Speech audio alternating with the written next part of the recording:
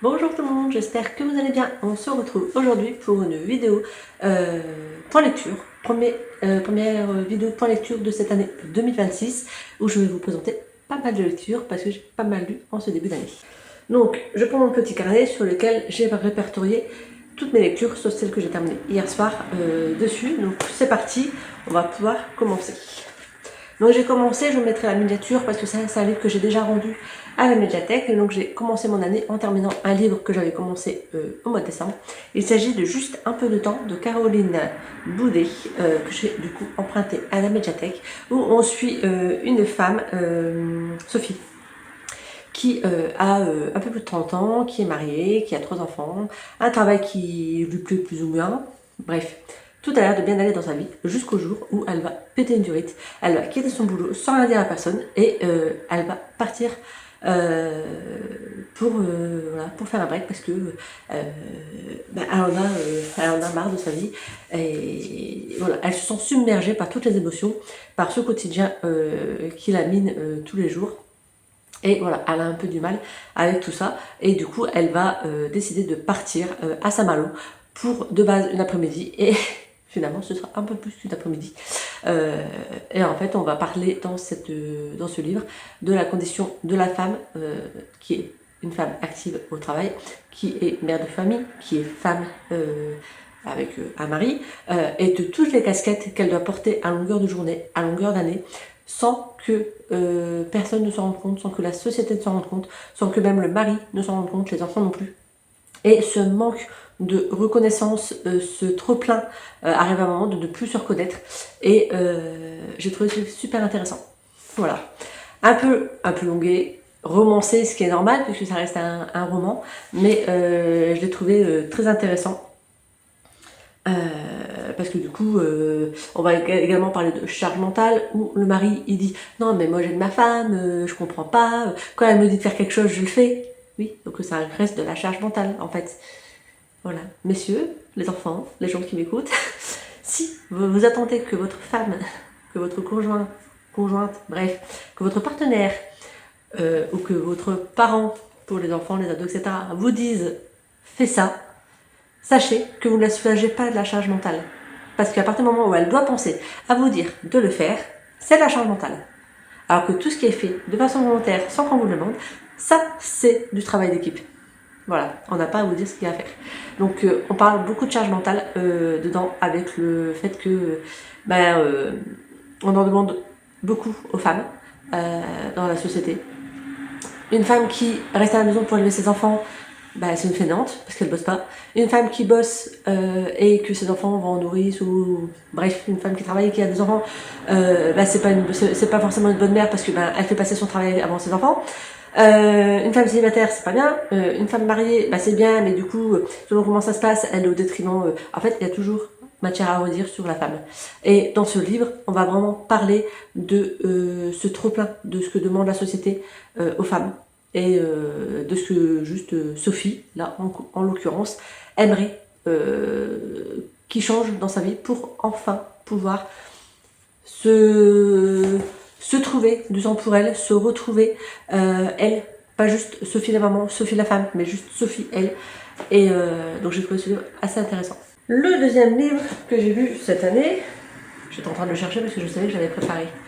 Il s'agit du Gingerbread Café de Anita Faulkner chez Hauteville, que j'ai reçu à Noël par ma belle-maman. Et un livre, vous allez me croire ou pas, qui n'aura pas traîné dans ma bibliothèque, dans ma pile à lire. Parce que je me suis dit que si je ne lisais pas là, dans la foulée de Noël, il devrait faire un tour complet dans ma pile à lire avant de ressortir à Noël prochain. Et je me suis dit, allez, c'est parti, on lance tout de suite. Donc, ensuite, dans un premier temps, Ginger qui... non, Gretel, pas Ginger, Gretel, qui passe son temps au Gingerbread Café, tenu par Nell, et jusqu'au jour où Nell va décéder, elle va léguer son café à Gretel, ainsi qu'à son neveu Lucas. Lucas qui n'aime pas du tout l'ambiance de Noël, sachant que le Gingerbread Café est essentiellement sur le thème de Noël toute l'année. Gretel, elle se sent un peu dépassée par tout ça, sachant qu'elle sait pas cuisiner, donc elle demande ce qu'elle va faire là. Lucas, lui, il a qu'une envie, c'est de vendre le café. Et du coup, on va suivre un petit peu leur évolution à travers cette mission de tenir le café et de voir ce qu'ils vont faire. Il va y avoir pas mal d'idées, il va y avoir beaucoup de solidarité de quartier, une romance forcément qui va se profiler, des secrets, voilà, beaucoup de notions d'amitié, de soutien. C'était voilà, une petite romance de Noël, très sympathique à lire. Hop, tourne ma page. Ensuite, j'ai lu le tome 11 et le tome 12 que j'ai terminé hier de Les enquêtes d'Anna Swensen de John Fluck. Donc le 11 c'est Meurtre et pudding de Noël et le 12 c'est Meurtre et chaussons aux pommes. Je crois que c'est un truc comme ça. Donc on continue à suivre Anna qui tient son petit café. On est dans le thème de café là, en ce début d'année. Son petit café de cookies et qui va une fois de plus découvrir un cadavre dans chacun des tomes. Et du coup, on va suivre l'enquête dans chacun des tomes, tout en continuant à suivre ce triangle amoureux qu'elle a entre Norman et Mike. J'avoue que ça commence un peu à m'agacer qu'elle ne prenne pas de décision. Arrive un moment, elle a plus de 30 ans, il serait peut-être temps qu'elle se décide à prendre sa décision, savoir si elle préfère être avec Norman ou Mike. Sachant qu'à la fin du tome 11, on découvre un ex de Anna qui redébarque. On n'en sait pas plus, on va en connaître plus dans le tome 12. Et à la fin du tome 12, un nouveau personnage arrive également. Quel va être son rôle dans ce triangle amoureux, on ne sait pas trop. Mais en tout cas, les enquêtes se passent toujours bien. On suit Anna dans sa famille. Voilà, c'est plutôt sympa. Ça se lit rapidement. Ça casse pas trois pattes à un canard, mais c'est le genre de bouquin addictif qu'on a envie d'y retourner. Voilà, et moi, avec moi, ça fait le job. Quand j'ai envie de lire un livre que j'ai pas forcément beaucoup de temps et que je veux un truc qui me permette de me changer les idées et de tout simplement pouvoir pouvoir lire sans ça me demande beaucoup d'efforts. Je sais que les Anna Swensen, ça marche bien et du coup je continue tout doucement à avancer dans cette saga qui, je ne sais pas combien de tomes comportera, mais arrive un moment, voilà. J'ai lu également et clôturé une saga avec le dernier livre que je me suis acheté, c'est-à-dire L'âme ou la vie, le tome 4 des Chroniques d'Elementis de Nicolas Renard en auto-édition. Je vous en ai parlé en long, en large et en travers de cette saga en 2025. On suit du coup dans cette saga Belerion qui vit dans le royaume d'Elementis, enfin le pays, je sais pas si on peut, continent d'Elementis. Ce continent est divisé en 4 gros pays, on va dire. Chaque pays est relié à un élément, donc l'eau, le feu, l'air et la terre. Les enfants qui naissent, quelqu'un vient voir la couleur de leurs yeux, et s'ils n'ont pas la même couleur de yeux que leurs parents, ils sont envoyés dans le pays qui correspond à leur couleur de yeux. Je sais pas si c'est clair. Et on va suivre du coup Belerion qui, lui, quand il va naître, il a les yeux blancs, il est considéré comme aveugle et donc sans pouvoir. Sauf qu'il s'avère qu'il va développer des pouvoirs, qu'il va se passer beaucoup de péripéties, qu'il va devoir prendre la fuite et mener une quête pour essayer de sauver Elementis. Dans ce dernier tome, les choses vont un peu s'accélérer. Au début, on découvre, dans le tome 3, il y avait beaucoup de choses, ça tapait dans tous les sens. Dans ce tome 4, on va beaucoup suivre le passé de 4 autres protagonistes qu'on a déjà croisés tout au long des tomes précédents. Et là, on va en découvrir un petit peu plus sur ces 4 protagonistes qui vont avoir un rôle très important dans ce dernier tome auprès de Belerion. Et j'ai beaucoup aimé avoir vraiment cette part de connaissances sur sur les autres personnages qui viennent chacun d'un pays différent et donc du coup qui ont chacun un pouvoir différent. Voilà, donc à la fin il y a une fin mais je peux pas vous en dire beaucoup plus, mais j'ai hâte de suivre ce que Nicolas va nous pondre après cela. Voilà, sans vous en dire plus. Mais en tout cas, c'était un roman que j'ai surkiffé, comme les 4 premiers. Cette saga, elle va rester dans ma pile à lire. David a commencé à lire le tome 1. Ah, j'aurais dû penser à donner hier à mes parents. Je suis bête. Mes parents sont venus hier et en fait, je devais le filer pour ma soeur, elle puisse le lire parce je lui ai prêté le tome 2-3. Mais du coup, elle attendait d'avoir le 4. Teuteux, va. Bon, ben, c'est pas grave.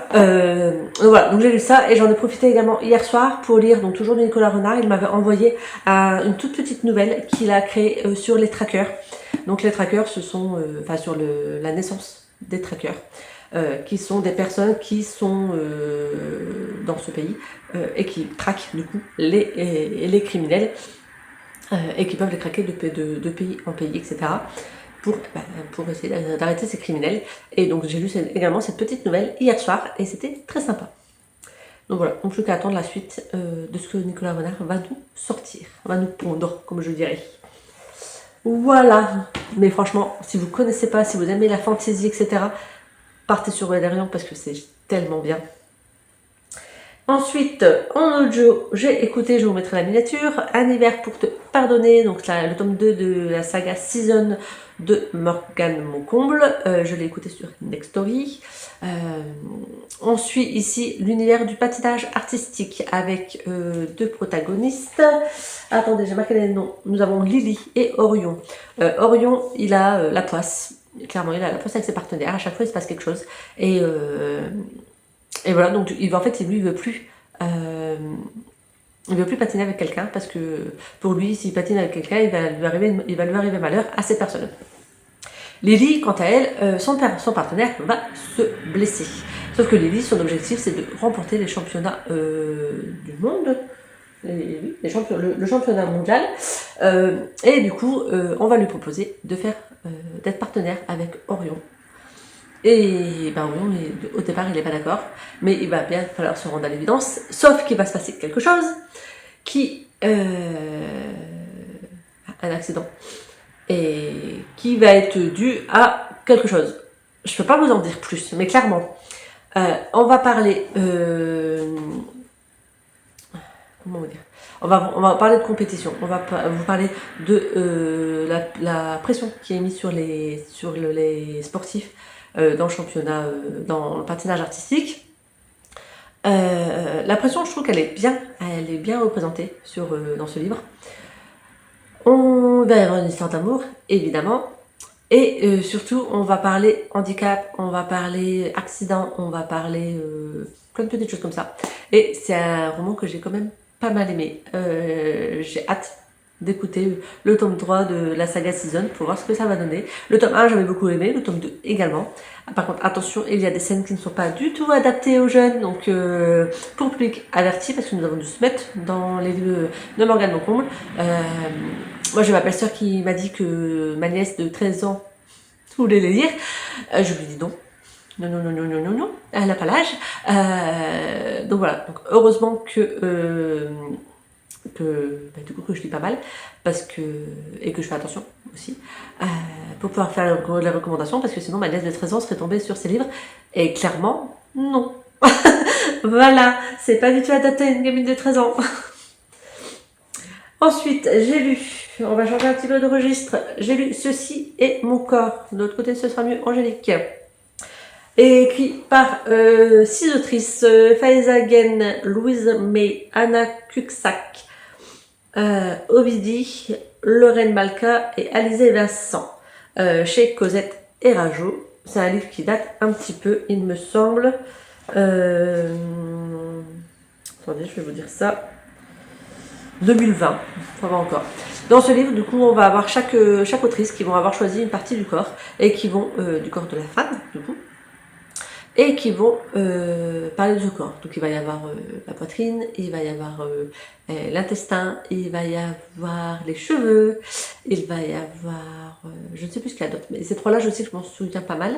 On va parler d'identité de genre, on va parler d'homosexualité, on va parler de troubles de l'alimentation, on va parler, si, parce que du coup on va également parler des parties intimes, donc tout ce qui est les termes adapté aux parties intimes, la découverte de soi, la découverte des parties intimes, à quel âge ça peut se faire, comment on découvre ça. Voilà, donc, et le but de ce livre, c'est de mettre des mots sur le corps des femmes, sur ce qu'on peut ressentir lors du changement du corps des femmes, sur le regard de la société, le regard des hommes qui change également quand notre corps devient passe de celui d'une petite fille à celui d'une jeune femme, et de la pression que ça nous met consciemment ou inconsciemment. Le fait de vouloir cacher son corps, vouloir cacher sa poitrine, les mots des garçons puis des hommes tout au long de notre évolution sur notre corps. C'est des hommes, il y a également les femmes, mais essentiellement c'est les hommes. Les femmes, on va dire que de base, comme c'est dit dans le livre, ça part d'une bonne intention, mais même ça ne devrait pas se faire genre ah tu devrais t'habiller plus long parce que en fait on s'habille comme on veut, c'est notre corps. Et j'ai trouvé très juste, c'est une des autrices du coup, elle expliquait que quand la poitrine commence à pousser, le regard des garçons change, et autant qu'on ait de la poitrine ou pas, on va se faire appeler gros seins comme planche à pain, donc au collège. Et en fait, ces collégiens, s'ils ne sont pas repris sur leurs propos, sur leurs gestes, ce sont les hommes de demain qui ne respecteront pas les femmes dans le train, dans le métro, dans la rue. Et j'ai trouvé ça très juste que, en fait, non, c'est pas normal. Faut pas que ce soit accepté dans la société en disant, oh, c'est des garçons, quoi. C'est des ados, ils disent ça pour rigoler. Non, en fait, parce que quand ils auront 20, 25 ans et qu'ils iront se coller sur une femme dans le métro, non, c'est pas acceptable, en fait. C'est une agression. Et en fait, au collège, si un garçon touche la poitrine ou autre d'une fille, c'est une agression également. C'est pas parce que c'est un collégien que ce n'est pas une agression. Voilà. Et j'ai trouvé du coup ce livre très juste et très intéressant à lire pour resituer la femme et son corps comme sa propriété à elle et non pas la propriété de la société, et apprendre à accepter notre corps comme il est. Certes, il y aura des périodes où on n'aimera pas, il y a des périodes où on l'aimera, mais en fait on doit vivre avec ce corps, on n'a que celui-là. Donc en fait des fois il faut juste arrêter de se prendre la tête et accepter notre corps, accepter qu'il est comme ça, et puis vivre en fait. Arrêter de s'empêcher de faire des choses parce que parce qu'on est ronde, parce qu'on est trop mince, parce qu'on est trop petite, parce qu'on est trop grande. Voilà, juste on vit notre vie, et puis le regard des autres, on passe outre, et puis voilà. À mon âge, c'est facile à dire, c'est pas facile pour les jeunes, et je trouve ça ce livre intéressant à faire lire aux ados vers 15-16 ans, je dirais. Avant, ça me paraît, il y a des notions quand même qui me paraissent un peu compliquées, mais après il y a rien, on parle pas relations sexuelles, etc. Donc il est accessible dès un âge collégien, je dirais. Mais je pense qu'il a peut-être besoin d'être accompagné pour être découvert à la préadolescence, à l'adolescence.